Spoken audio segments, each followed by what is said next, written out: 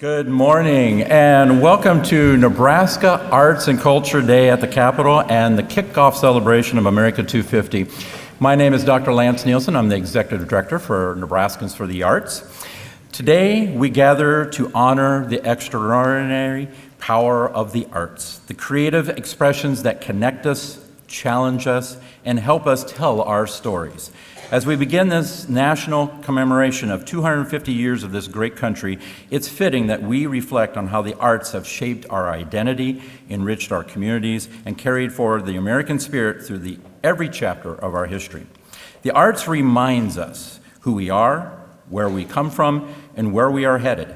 They fuel innovation, strengthen our economy, and deepen our understanding of one another. In Nebraska and across the nation, artists and cultural organizations help ensure that the beauty of our diverse experiences is seen, heard, and celebrated. We are grateful for your presence here today as we celebrate arts and culture in Nebraska, and for your ongoing support of creativity and cultural expression in our state and nation. And now it's my pleasure to introduce to you our Lieutenant Governor of the great state of Nebraska, Joe Kelly.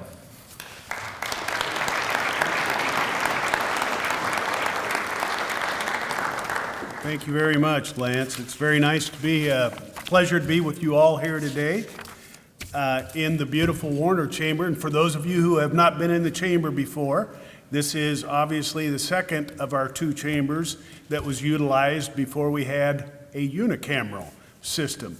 And in back of me is the voting board with those senators who were here for the very last vote in this Senate chamber before Nebraska went to the one-chamber system.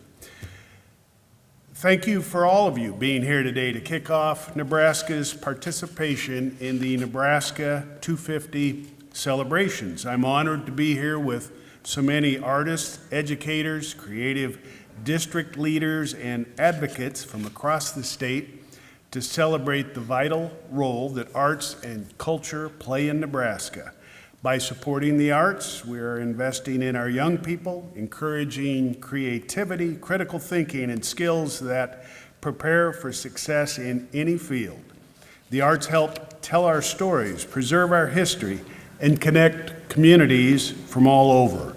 I'm especially proud that we're here celebrating a milestone that is unique to our state, Nebraska, the 50th anniversary of the Nebraska I-80 Bicentennial Sculpture Project, led by the Nebraska Arts Council. From Ogallala to Ashland, these iconic sculptures have brought art to our highways, reflecting the stories, landscapes, and spirit of communities. Over 100 artists competed for the coveted slot along the interstate, of which only 8 were chosen. And each artist was then provided with a studio space in a community near their artwork's final location. For 5 decades, these works have sparked curiosity and conversation, leaving a lasting impact on Nebraskans and the millions who travel through. I'll deviate and go personal for one moment. In 1979, I had a job during the summer of my college time in one of the rest areas in between 2 of them, between Lexington and Cozad. No sculpture there, but it was amazing how many people would stop and say, you know, we've stopped previously on either west or eastbound and seen some of them. It really did spark a lot of national interest. The sculptures are a perfect example of how art reflects our history and community spirit, values that resonate as we celebrate America 250. It's a meaningful moment to reflect on our past, take pride in the extraordinary nation we are privileged to call home.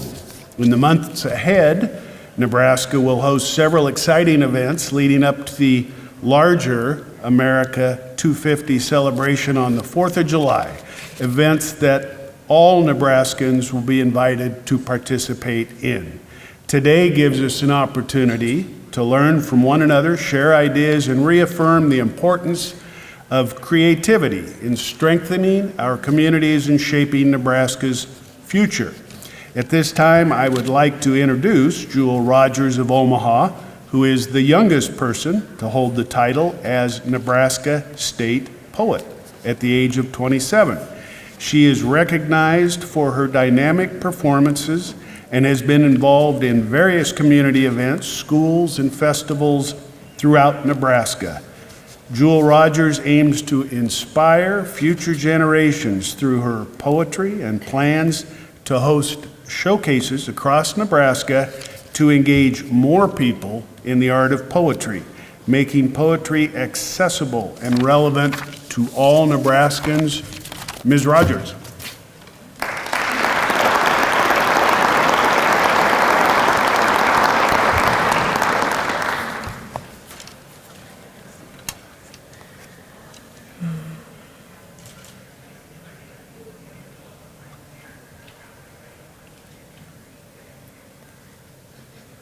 America was born of men staking claim, a declaration becoming a model for a people who learned to speak in tongues, who became gods born of separation necessary to make themselves whole. This was the strongest endowment, to make self-evident that all men are created equal as the rest of us, and in the beginning, there were the men, and the men imagined a heaven on earth worth protecting. Holy hands shaping in their image an industry born from native palms rooted in the soil of three sisters' knowledge, older than the nation taught the land to feed and multiply, taught the men abundance before they named it progress. They learned to skim the water's surface until belief carried them west from Missouri to the Pacific. If you listen, you can hear the spirit hovering above bodies in waves, wading tobacco, sugarcane, cotton fields, hands bent, backs bowed, song and sermon swelling, one refrain: liberty. Hidden hands set the stone of the White House, drove the iron of the railroad, brave bodies from villages, ports, borders, trading their lives for a freedom known first within the flesh as a dream when America was born. We were made to be fruitful, to multiply, and we did. Languages nestled in tenements and camps, in reservations, in fields, in kitchens, in factories, in rail lines stretching west, in shanties. The blues bellowed rich as the clay holding harvest in parlors. The jazz juked rhythm into rock and roll we did. The men said, let there be light, and luminous current threaded cities and plains. Then there was flight, two brothers touching the sky until trajectories traveled beyond earth were penciled by women, their numbers carrying us toward the stars, from Morse code to radio waves, black and white screens to color, satellites circling signals, bouncing the world, fitting briefly in the palm of our hands when America was born. A few men, insistent upon their freedom, signed a document and called it law, told the world 13 colonies would withdraw their consent, that men like them were created equal. And look what became of us, a nation sustained not by the few, but the many, by labor and invention, culture and care. We, the people, work, drill, farm, weld, code, cook, ferment, and raise, the day from night marking time, not by crowns or borders, but by survival. And we, in their image, in their likeness, are persistent in the right to life, to liberty, to the pursuit of happiness, deriving from our bodies the beginnings of just power, laying the foundation of freedom, making a home of our hands on this land, on this day. The men created America, and we create the freedom.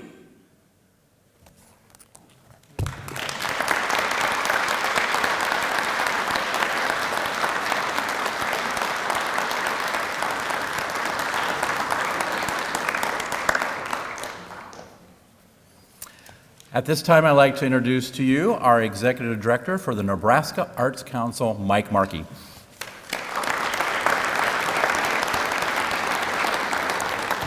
Can I just have Jewel Rogers talk some more? That would be wonderful. That was good.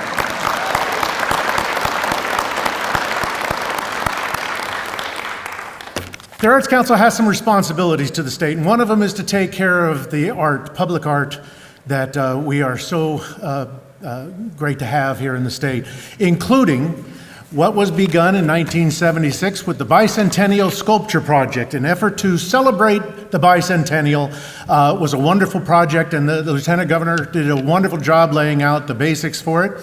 And so we began this effort a couple of years ago, looking at what can we do with this project that would make it not only important in celebrating the past, but in making this work relevant to today. So we started by conserving the pieces, and we finished that last summer, and the pieces are all in wonderful shape, and they're all gleaming and just ready for the celebration this summer. But we thought this is a wonderful opportunity to achieve some things with them, to not only celebrate the project that was 50 years ago and the unique relationship between the federal and state government that made this project happen, that brought contemporary art to the state of Nebraska in 1976, that brought artists into the communities to work with the community to generate the art that happened in those communities. And all that was a very special project. Then we wanted to also then call attention to the public art throughout the state, not only in those communities, but in communities along I-80 and elsewhere. So we wanted to be able to celebrate the communities and that relationship with the public art. So we'll be doing some other projects. You'll hear about those in a moment. And as to how we call attention to public art, the unique relationship between art and the community that happens whenever you place something out in the public. And then finally, we wanted to increase awareness of the arts in general. The fact that the arts drive a lot of what makes the economies in these communities work, that makes these communities a better place to live, and call attention to that thing that makes this the good life here in Nebraska.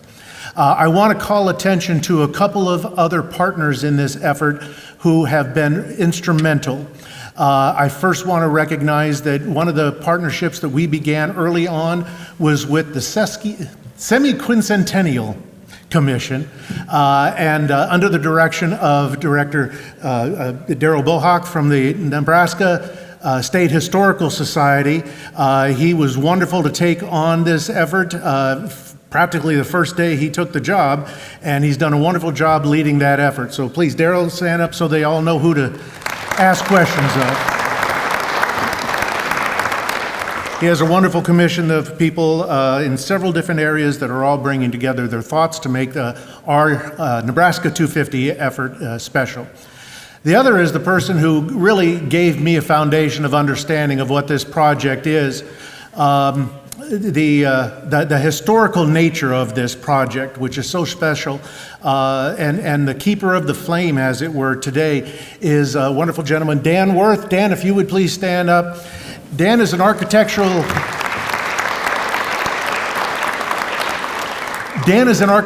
historian who's led the effort to get the I-80 Bicentennial Sculpture Project on the National Register of Historic Places.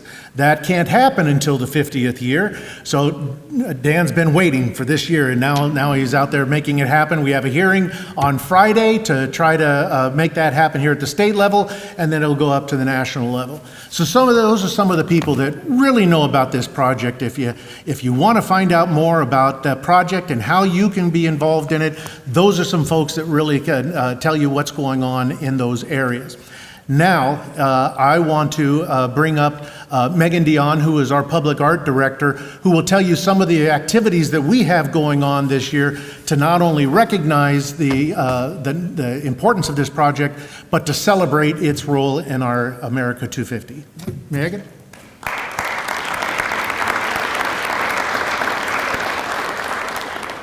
Good morning, everyone. I also appreciate the introduction from Mike.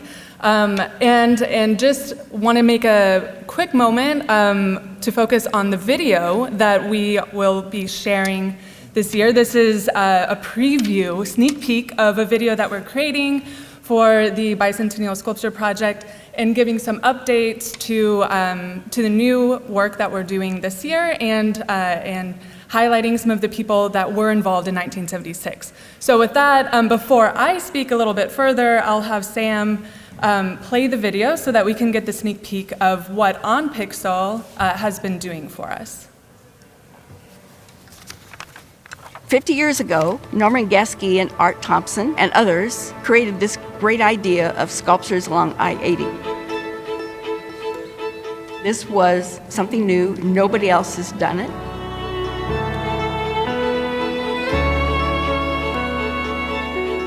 I think it was Weston Webb who called and said, "Hey Joe, would you like to be part of this?" I loved being with the people who were involved in it. And it was exciting and fun and interesting. You could go on a scavenger hunt and look for these places. People do travel for cultural tourism. With I-80, it was an exciting time and a really wonderful project. And I'm really delighted that it ended up in Nebraska. So now it'd be refreshed. And it's a good project for celebrating 250 years of the country.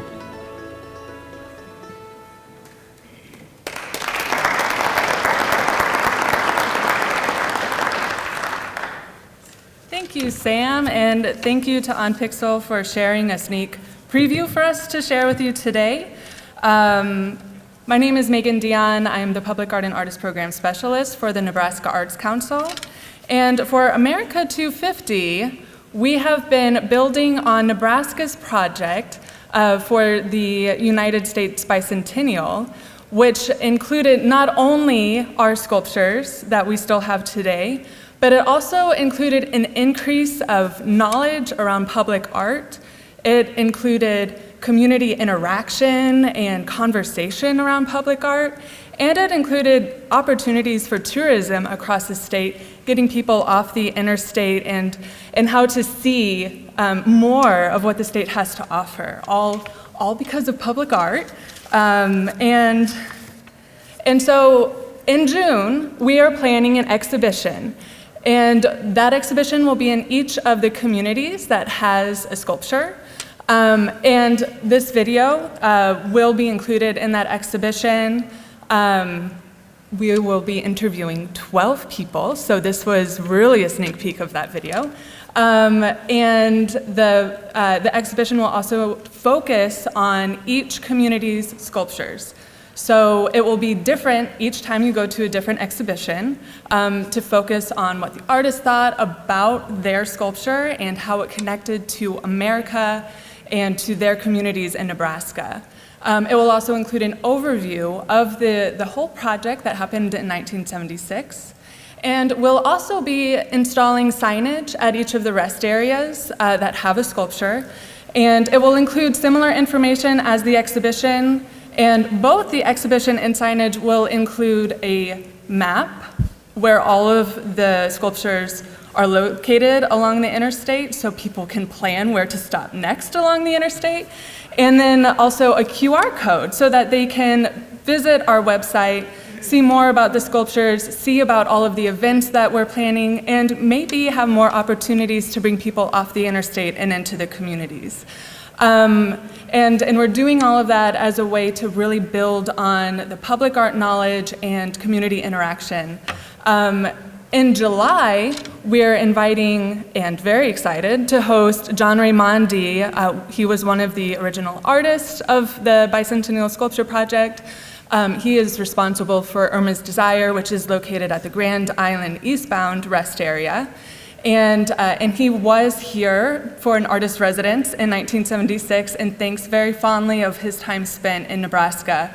So starting on June 30th, he will be speaking at the Sheldon Art Museum in a panel discussion with some of the other key players of the time, followed by an event at the Joslyn Art Museum in Omaha, the Museum of Nebraska Art in Kearney, the Stuhr Museum in Grand Island, as well as rededication ceremonies at the sculpture sites, including the ceremony at the Milford eastbound rest area, which will be in conjunction with Nebraska's 4th of July city celebration in Seward, Nebraska on July 4th.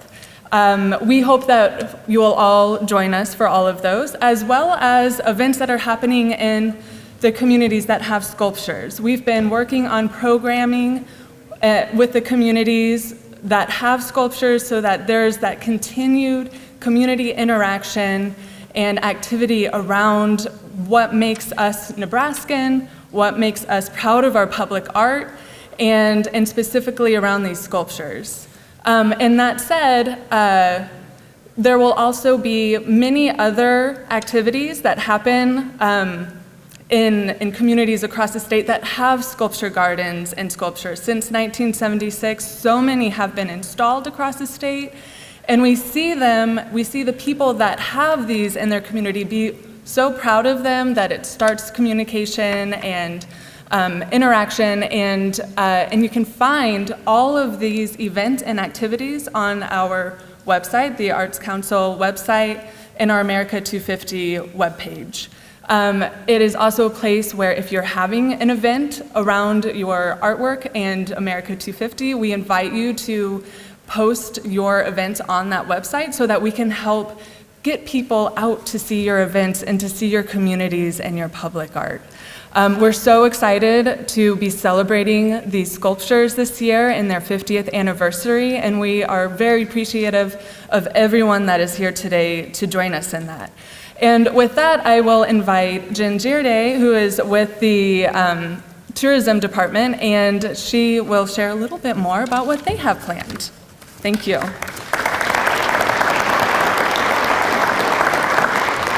Thank you, Megan. Good morning, everyone. Again, I'm Jen Gierde. I'm with the Nebraska Tourism Commission, also known as Visit Nebraska.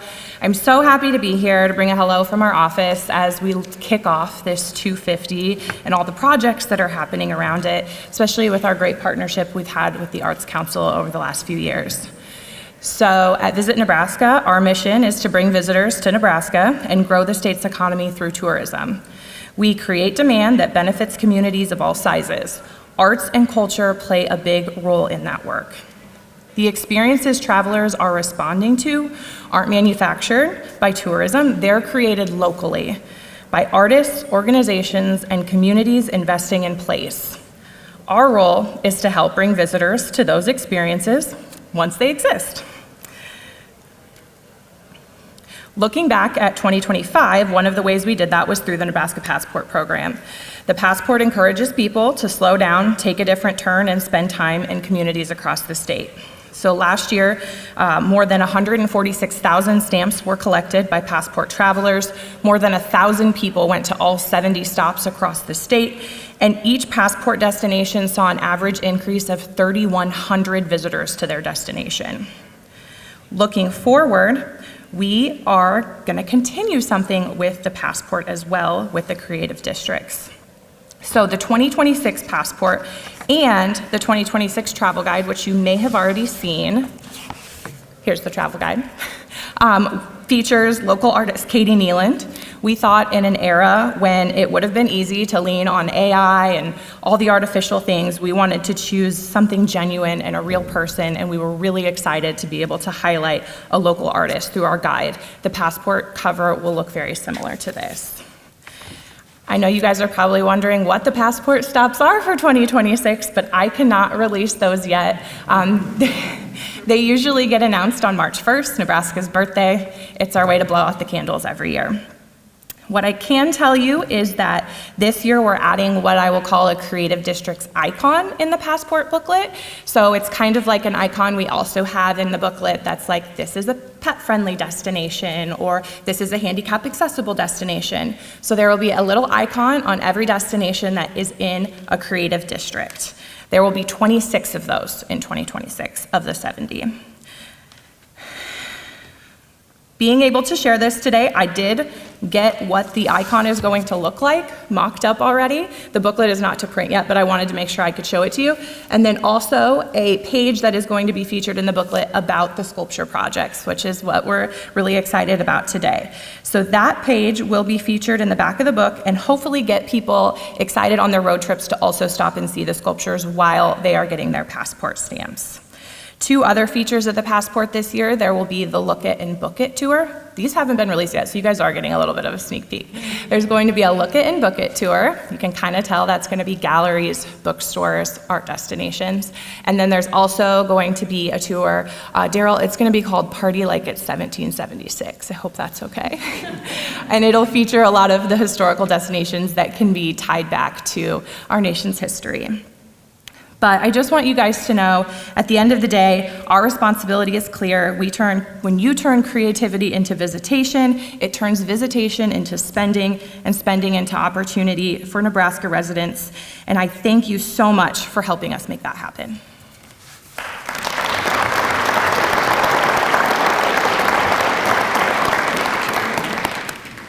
Thank you, Jen. In a conversation we were having just yesterday with Dan Worth, he was reminding me that the initial purpose of the whole project was for tourism, to get people off the interstate and into the communities, and that's a big effort of what we're continuing to strive to do this year, and the partnership we have with the Tourism Commission is very important in that effort. Did I see Art Thompson sneak in the back? Art, would you please stand up? Art was there at the very beginning. He held the hand of Norman Geske and Tom Yates and the governor to make this thing happen. He was there when the ground was broken on the different sculptures, and his wisdom and guidance in helping us has been instrumental. Art, thank you very much. Please give him your praise.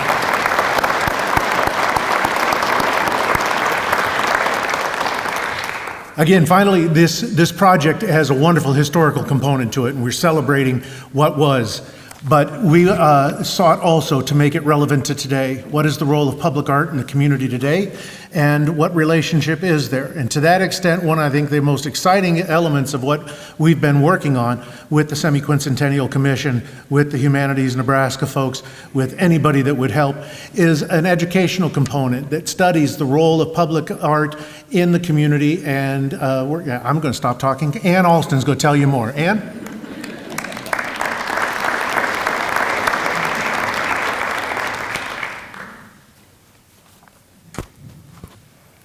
Thank you, Mike. Yeah, I am happy to be here this morning. So, good morning. I can share a little bit about a special educational project that we've developed. We're calling it My Nebraska, Our America Public Art Design Challenge, and it's just for Nebraska students. It's made possible by a partnership with the Nebraska Semi-Quincentennial Commission, the Nebraska Department of Education, and the Nebraska Arts Council. And I want to recognize Bree Wilton, who is with the Semi-Quincentennial Commission and the Department of Education, sitting in the back. Say hello, Bree. You have to wave hi. So Bree's a big part of this, and we've rolled it out. We rolled it out in January. And essentially, this project is allowing students to use the lens of public art to explore themes that are central to America 250. Things like community, innovation, civic identity. This project challenges students to explore how Nebraska's people and our history shape the American experience. The design challenge is open to all Nebraska K-12 students in both private and public schools, as well as homeschool students. And so, what exactly is included in this project? Well, there's a website. There's a standalone website. It's ne250artchallenge.com, and it also is linked on the Nebraska Arts Council website. And this website includes a wealth of resources for teachers. There is a lesson plan toolkit with tons of resources having to do with public art that will help guide teachers to develop lesson plans, to work with their students on designing public art. By the way, the lesson plans are aligned with Nebraska Social Studies standards and fine arts standards in the visual arts. So the student artworks will be featured on the NE250 Challenge website. Teachers are invited to submit the designs. If they meet the requirements for the project, they will all be featured on the website in an online gallery later in the year. In the spring, selected artworks will be chosen to be printed in large format for a traveling exhibit. And so we're really pleased that the exhibit will come first to the state capitol during the month of July.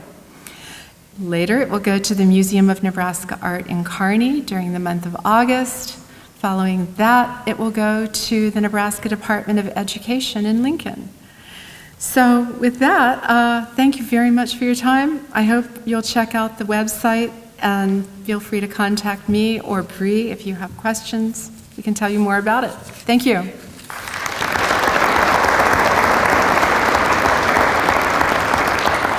That's it. That's it. This is just a taste of what's going to be coming this spring. You've met some of the folks who are involved in the project. If you have ideas, questions, concerns, thoughts, you just want to say hi, please, you know who to talk to. On the table out front is a quick flyer with more information about it. There's also a packet, a historical packet about the project. And the most important thing is that QR code on that thing, so it'll take you to the wealth of information that's available on the website. Thank you all very much. I hope that we see you again at some of the other events that are coming up, and go celebrate public art. Thanks.